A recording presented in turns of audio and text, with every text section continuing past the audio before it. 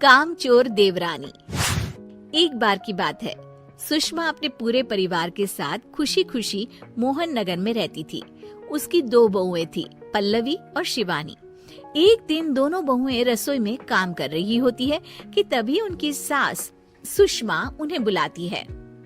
अरे बहू, जरा इधर तो आना।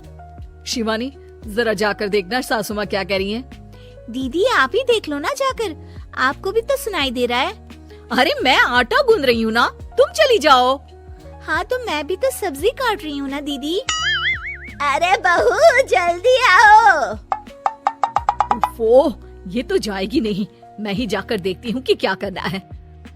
पल्लवी सुषमा के कमरे में जाती है। जी मम्मी जी, क्या हुआ? शाम को घर पर कुछ मेहमान आने वाले हैं, तो तुम अच्छा सा खाना बना लेना बहू। ठीक है मम्मी जी, आप बता दीजिए क्या क्या बनाना है और कितने लोग आ रहे हैं। सुनील की मौसी जी और उनका पूरा परिवार आ रहा है। कुल मिलाकर 3 लोग और हमें मिलाकर हुए 9 लोग। तो अभी से ही तैयारी करना शुरू कर दो। और हाँ, घर की सफाई भी कर देना, हाँ अच्छे से। जी मम्मी जी, सब काम हो जाएगा, आप चिंता मत कीजिए। पल्लवी शिवानी को घर में मेहमान आने वाले हैं इसके बारे में बताती है। क्या 9 लोगों का खाना बनाना होगा, घर की सफाई करनी है? बाप रे, सासू माँ ने तो हमें घर की नौकरानी ही समझ कर रखा है। ऐसा नहीं बोलते शिवानी, हम इस घर की बहू हैं और घर के काम करना हमारा फर्ज है। दीदी तो है ही सासू माँ की चमची, जब देखो सासू माँ सासू माँ। मैं तो इतना सारा काम नहीं करने वाली। शिवानी कपड़े लेकर गमला साफ कर रही होती है और चक्कर आने का नाटक करने लगती है। मेरा सर चकरा रहा है। तभी वहाँ पल्लवी और सासू माँ जाते हैं। अरे बहू, क्या हो गया तुम्हें? मम्मी जी, बहुत तेज सर में दर्द हो रहा है। तुम एक काम करो शिवानी, आराम कर लो। नहीं नहीं दीदी, घर में मेहमान आने वाले हैं, मुझे आपकी मदद करनी चाहिए। अरे कोई बात नहीं शिवानी, तुम आराम कर लो, मैं सब काम कर लूंगी। ठीक है दीदी, अगर आप इतना कह रही हैं तो आराम कर लेती हूँ। शिवानी आराम से अपने कमरे में मैगजीन पढ़ रही होती है। इसे कहते हैं आराम की जिंदगी। इतना सारा काम। चलो सारा काम खत्म हो गया, शिवानी को देख आती हूँ। शिवानी अपने कमरे में ईयरफोन में गाने सुनते सुनते सो जाती है और उसके साइड में मैगजीन भी रखी होती है। पल्लवी वहाँ आ जाती है और वो सब देखती है। ओहो, तो मतलब सब काम चोरी का बहाना था। अभी बताती हूँ इसको। घर का सारा काम मुझे करना पड़ा और ये महारानी यहाँ मैगजीन पढ़ रही है, गाने सुन रही है।